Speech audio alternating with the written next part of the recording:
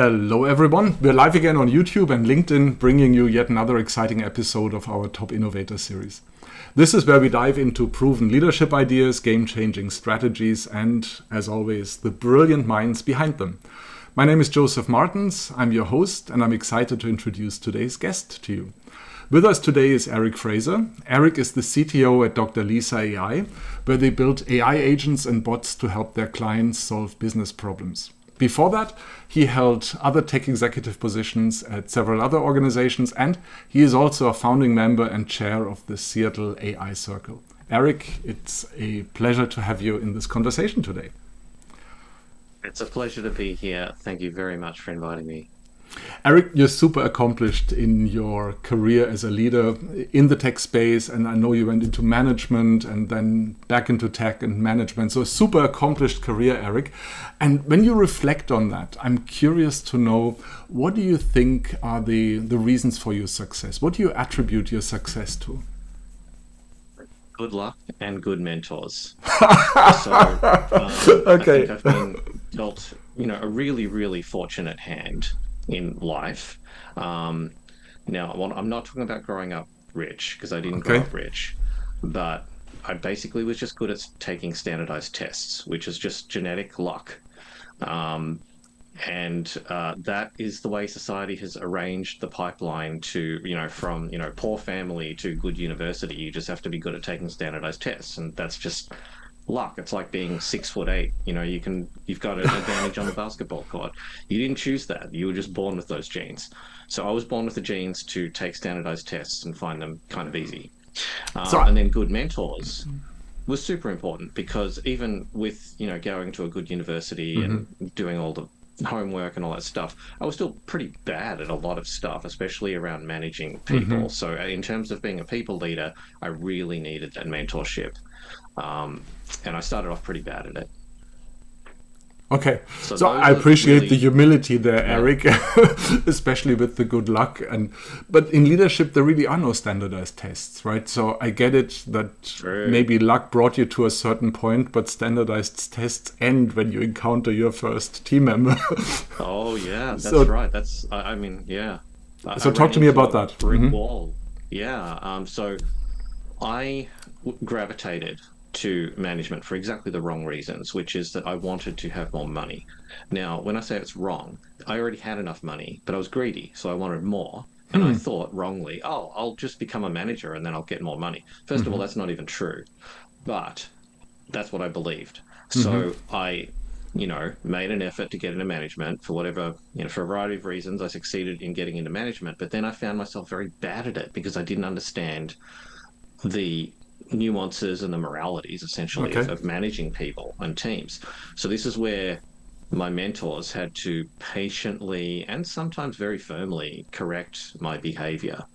And the best lessons I've gotten from my experience of managing people are where someone has pointed out to me, look, the effect of what you're doing as a manager is this, and is that what you want? I mean, do you want it to be that effective? Most of the time I'd say, no, that's not what I want. I don't want people to be unhappy. I don't want people to be frustrated or feeling like they're not listened to. I don't want these metrics to go in the wrong direction. And so that's what motivated me to try and get better. Pretty selfish, right? But then after a while, you start learning, wait a minute, I don't want to be a negative impact on other people. So even if the metrics are going in the right direction, if everyone's miserable and feeling like they're not appreciated, that's not an effect I want to have as a manager.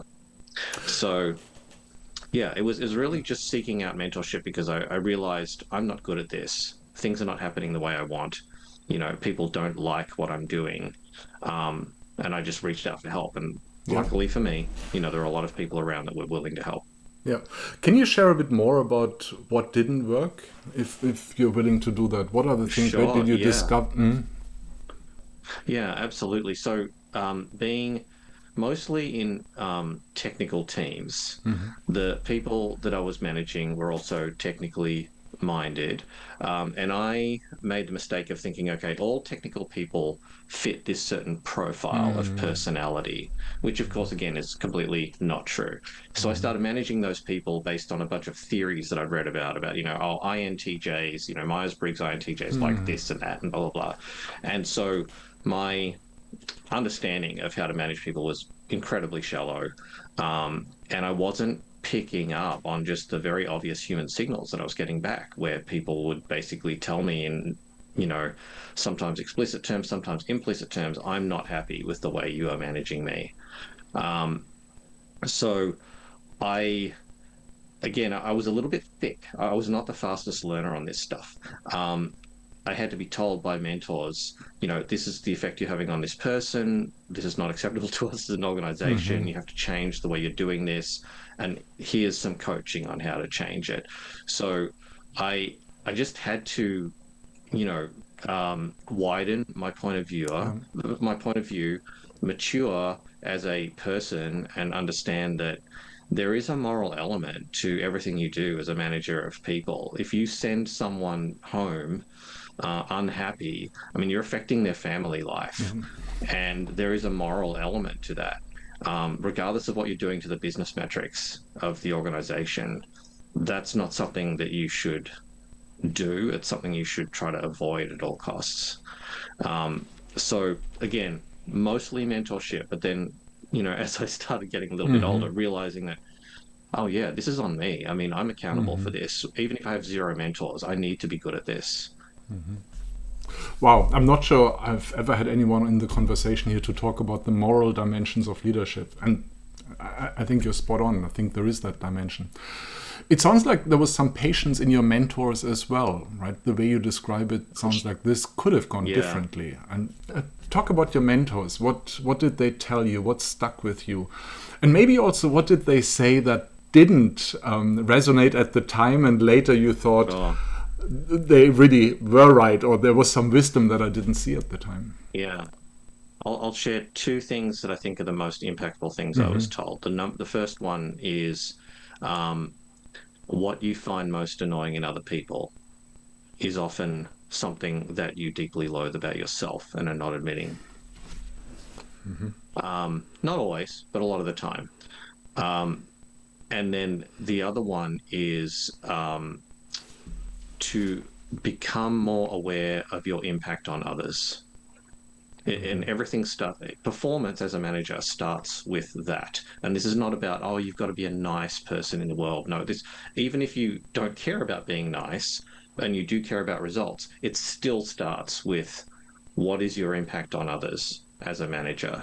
And if you're not aware of your impact on others, typically things go badly for you, and your team members. So Got that's it. and it sounds so obvious, but I wasn't good at it. Yeah, yeah.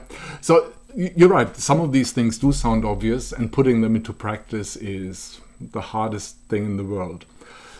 Talk about what it was like putting these lessons into practice. What are some of the things you had to overcome in your own thinking, in your own mindset, maybe, or your belief system? Yeah. Talk about the obstacles that were in the way of putting this advice into practice.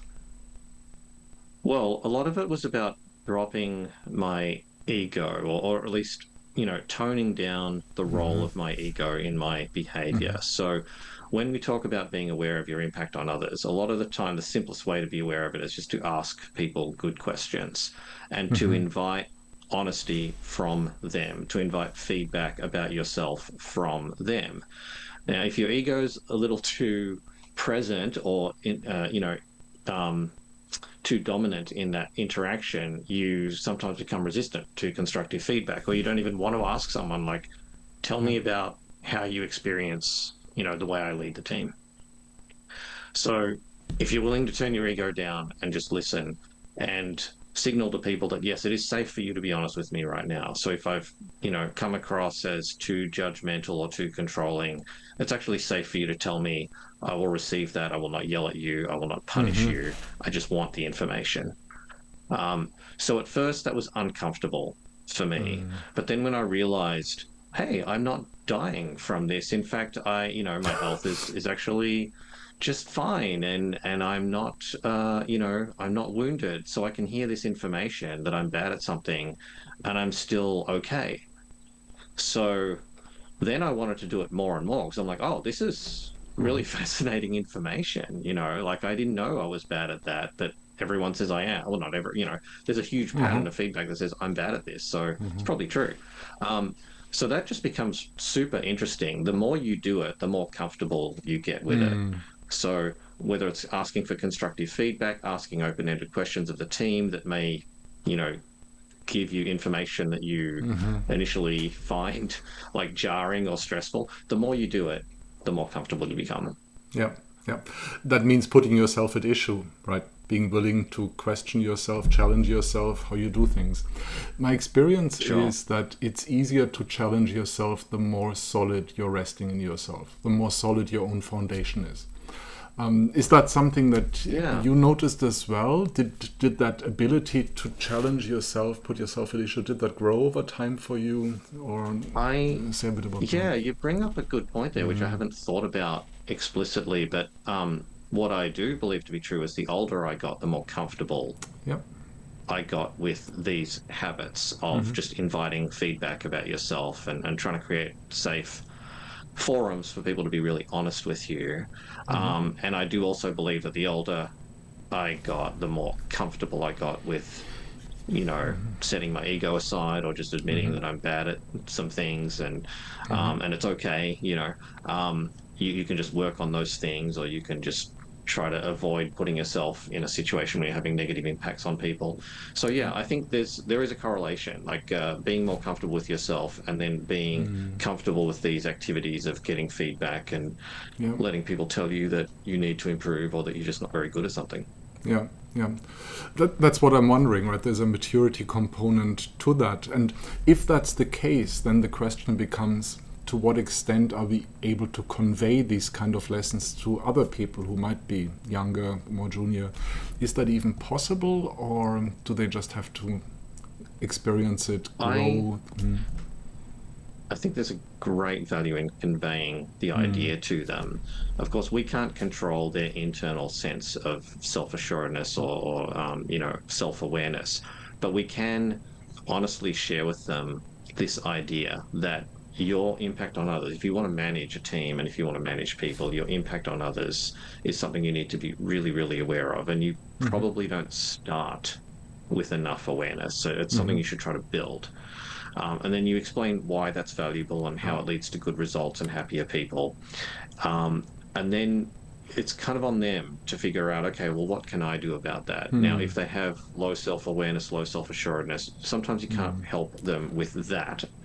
But at least now they're armed with the idea that if you want good results and you want a happy team, you have to be very aware of what your impact is on others.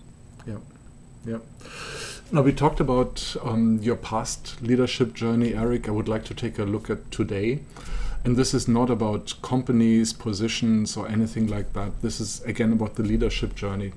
When you look at where you are today, what are some areas that you're focusing on in your leadership today? What are areas where you feel like I'm accomplished, I'm doing well, and there is room to grow? This is an area where I want to focus on to develop myself. Yeah, what I'm learning at the moment is how to be a good and effective leader of people who don't actually work for me as full-time employees.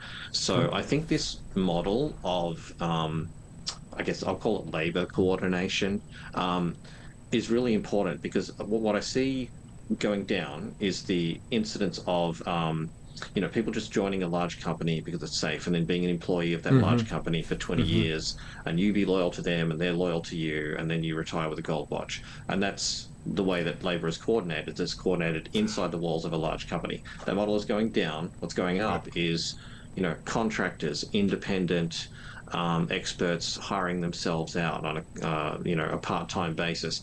That model is going up. So people who have titles like CTO, they might need to coordinate the efforts of people who are not employees, who are only working on a contract basis. And this does change some of the dynamics of how you manage people. So you can't say, hey, I expect you to do this by this time, and I expect you to prioritize it in this way. That may not be how the contract is written. So I think this places more emphasis on what I would call just a trust in the person's accountability. And you've got to really dial down your reliance on, I guess, what you would call micromanagement, where you call someone and you say, today I would like you to do this, this, this, and this. You, a lot of the time, don't have that sort of control over a contractor. You can just say, well, we agree that the deliverable is this by this date, and I'm just going to trust you that you know how to do that. And then you've got to put some, mechanisms in place to check, are we progressing, and is the risk going up or down, or do you need help? And there's still this element that you don't want to send that person back to their family unhappy at the end of the day. That's still really important. Even though they're not your employee, they are still a person, so you should care about that. Yeah. Yeah. It sounds a little bit like a more mature relationship then, if the ability to micromanage is completely off the table, and you have tools available that really appeal more to the grown-up in the employee, as opposed to the one who needs close supervision. Would you agree with that? I think so. I think that it becomes a lot more about being really clear about what the shared goals are. So what is in this for you? What is in this for me? Do we agree that these are, congruent? If so, let's work together to achieve the shared goal, versus I am your boss. I require you to do the following 5 things today. Yeah. Yeah. And it also means being really good at arriving at agreements, being clear with these agreements, and then being good at holding someone else accountable for the agreement that we think is there. They might not think it's there, right? Right. Yeah, the clarification of what is the shared goal and why is it there, and is it changing, or should it be able to change? Like, all of those things become super important. Yep. Very cool. Let me ask you one last question, Eric, and then we'll land the plane here. When you look at other tech executives, what is something that many of them are missing? What is something that you think you might have an insight, you're seeing something clearly, and many others are missing it? Yeah, I think that every specialized executive suffers from the illusion that they are always thrown all the hardest balls to juggle. So the CTO thinks, especially in a growing company where lots of change is happening, it's like, oh, everything has to come across my desk, and I'm always juggling the hardest balls, and everything always has to get thrown at me. But the CFO is also thinking that, and so is the chief, people officer, and the CEO is definitely thinking that. And so I think that technical executives, because they do deal with a large number of highly complex things to solve, that the illusion is particularly strong for them, because there is an understandable tendency to think, wow, if I look at all of my problems that I have to solve, surely these are harder than the CFO's equivalent list of problems. But actually they're not. If you talk to the CFO, he or she will think the same thing. They'll say, well, you try, renegotiating the credit line, and, picking which loan products, and trying to balance this, convertible instrument with the investors, and they think that's the hardest list. So I think the key is to always realize that as you sit, either virtually or physically with your fellow executives, all of them have these lists that are very opaque to you. You would not understand how to solve any of that stuff. And so you've got to respect that and trust them, and maybe just accept that they can trust you as well. So you've got to be accountable for your list. You trust the CFO to be accountable for theirs. You trust the chief people officer to be accountable for theirs. And they're just as hard. Yeah. I really like the way you phrased this. The illusion of having the toughest problem. I think that's brilliant, right? That everyone believes that. And the thought that comes up for me as a sort of solution, or as a way of looking at it, is systems thinking. Not to think of your own silo, but rather see the connectedness of these different... I do believe in the value of systems thinking for a lot of this stuff. Yeah. Very cool. Eric, it's been a real pleasure having you in the conversation today.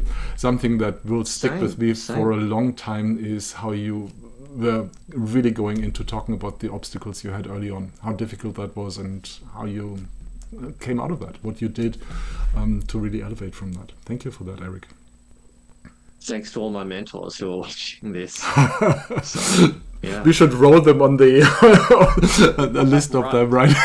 Maybe that would be the appropriate end to this particular podcast. But thank you so much. When I post this, I'll tag them on the post when I post this. They would love it. I'm sure they'd be thrilled. Yeah. Okay, to everyone else out there, thank you so much for joining us today. Remember to like, subscribe, and comment on our video, and I look forward to seeing you in the next one. Until then, make sure to keep your brain cells active, as always. Well said.